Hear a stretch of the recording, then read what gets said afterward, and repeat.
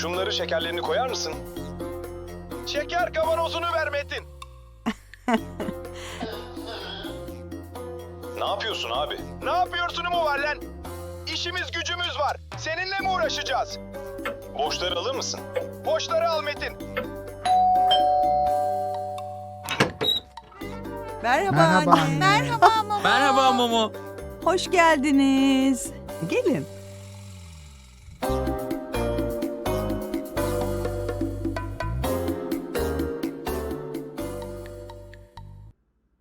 Anneciğim, bayramın kutlu olsun. Teşekkür ederim canım. Anne nasılsın? Ne güzel bayram temizliği yapmışsın. Tertemiz olmuş ev.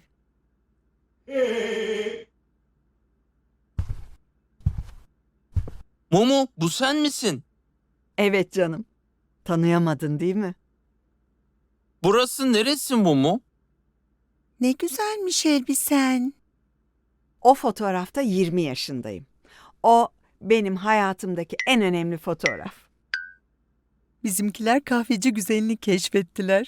Siz tabii babaannenizin bir sürü Türk filminde çalıştığını ve tanıdığınız birçok oyuncunun çok yakın arkadaşı olduğunu bilmiyorsunuz. Doğru. Siz bu hikayeyi hiç dinlemediniz. Anlat Momo, anlat.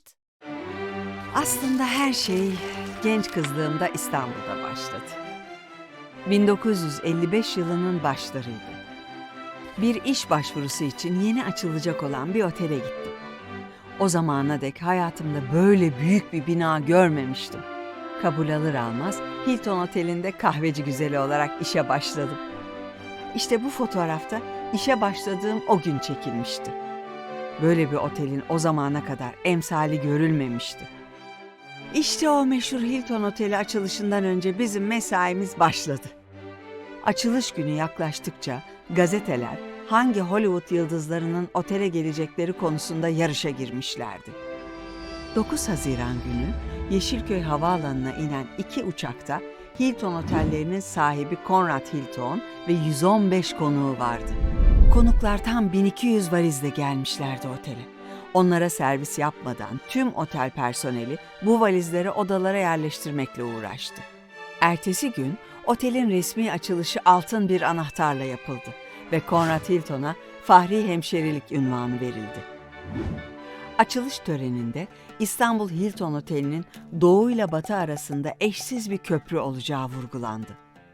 Otel bütün tanıtımlarını bunun üzerinden yapıyordu. Gerçekten de Türkiye'nin ilk 5 yıldızlı oteli olan Hilton, dışarıdan pek modernken, iç mekanları misafirlere yerel sanat, tasarım ve kültür unsurları sergiliyordu.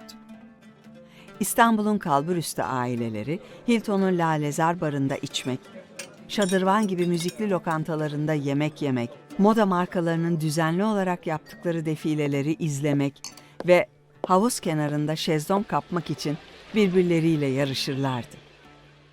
İstanbul'un ünlü şahsiyetlerinin yanında Hilton dünyaca ünlü yıldızları ağırlamaya devam ediyordu.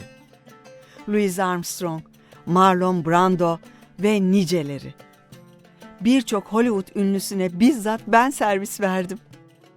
O günleri hiç unutamam. Sanki onlara baktıkça içimdeki sinema aşkı daha da büyüyordu. Mumu, ne zaman meşhur olacaksın? Evet Momo, ben çok sıkıldım. Zaten tam da o kısma gelmiştik.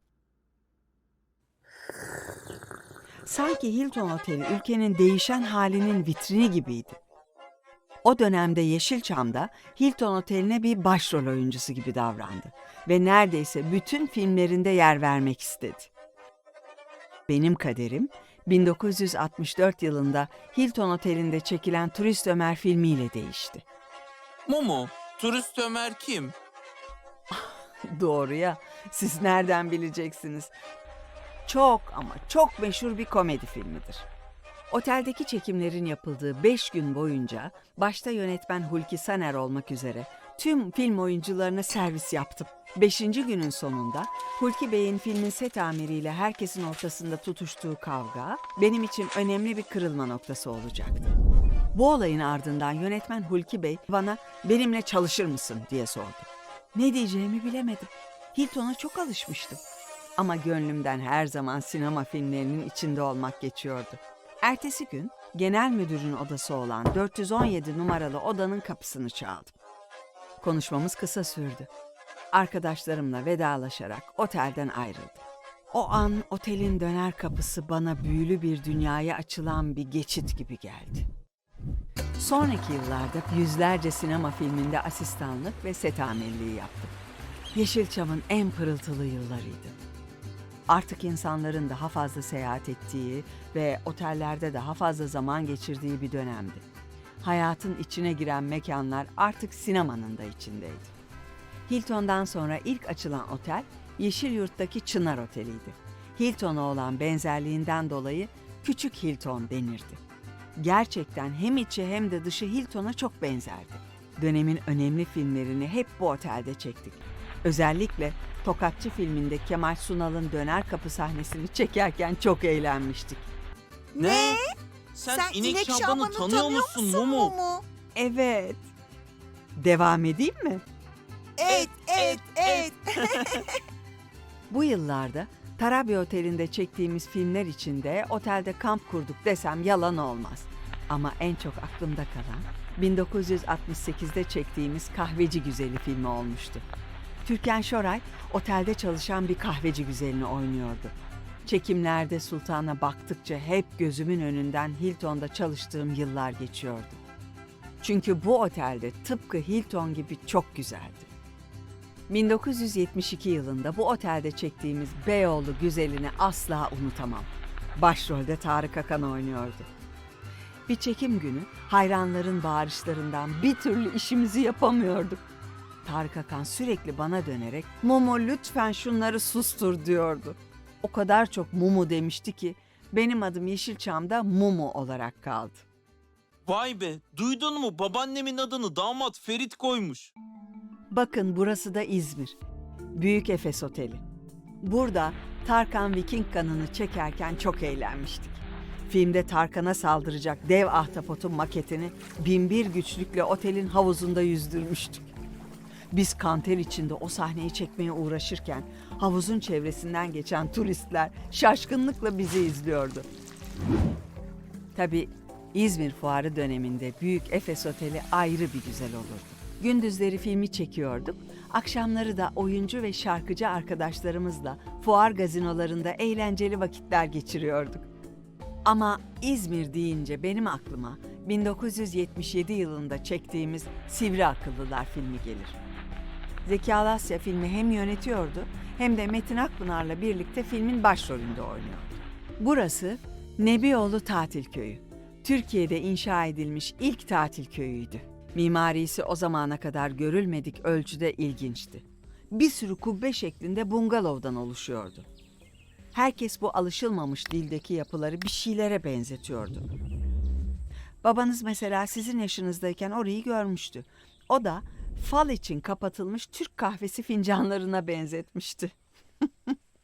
Çekimler sırasında tanıştığımız Mimar Ziya Bey, tabiatta hiçbir şeyin keskin düz hatlara sahip olmadığını, mimarinin de doğayla bütünleşik bir şekilde yapılması gerektiğini söylemişti.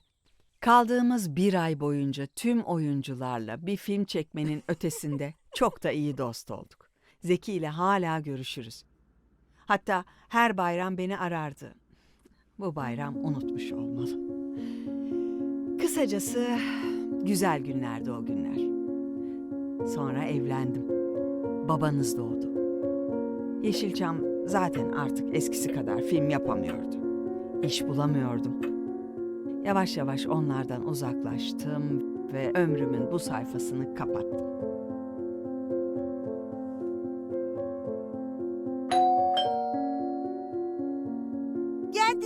Geldiler. Zeki geldi. Zeki geldi.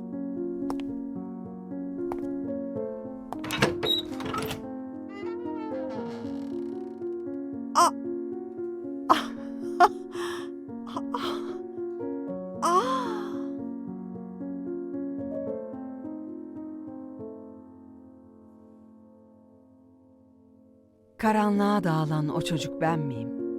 Beni mi kovalıyor tabancalı adamlar? Issız sarayların gün görmez prensiyim. Yalnızlığımı belki de aşk tamamlar. Bilmem hangi filmin neresindeyim. Ne yapsam içimde o eski sinemalar.